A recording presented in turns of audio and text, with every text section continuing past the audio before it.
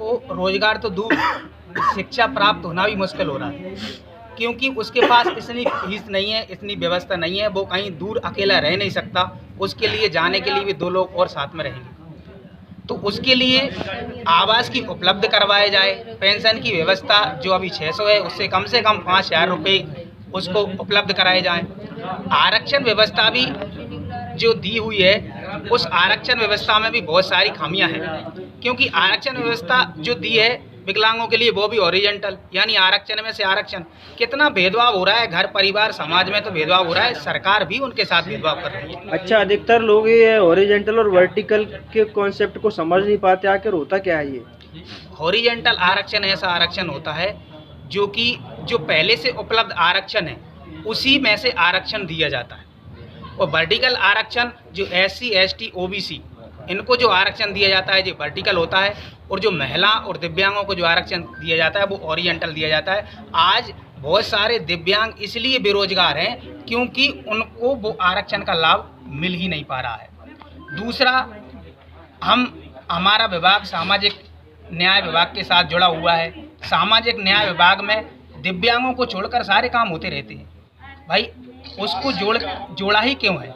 हमारा दिव्यांग हमारी मध्य प्रदेश में 11 लाख से ऊपर है, भारत में 3 करोड़ लगभग दिव्यांग है 2011 की जनसंख्या के अनुसार, और शासन की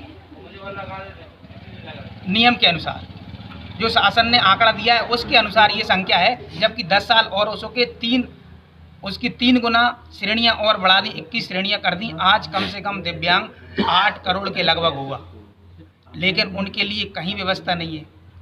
तो इतनी पीड़ा सहते हुए, इतनी बड़ी संख्या को शोषित होते हुए सरकार देख रही है, ये बिल्कुल अनुचित है। सरकार दिव्यांगों की वो सारी मांगे जो दिव्यांगों ने ली है, और मैं दिव्यांग भाइयों से भी कहना चाहता हूं कि वो एक साथ आकर इस लड़ाई को लड़ें, तभी हम उस पर विजय प्राप्त कर सकते हैं। नहीं तो ये हमारे साथ हमेशा अन्याय होता रहेगा। इसके लिए कहीं ना कहीं हम स्वयं भी जिम्मेदार उसके रहें। कब से शुरू होगी ये यात्रा और कहां से कहां तक निकाली जाएगी?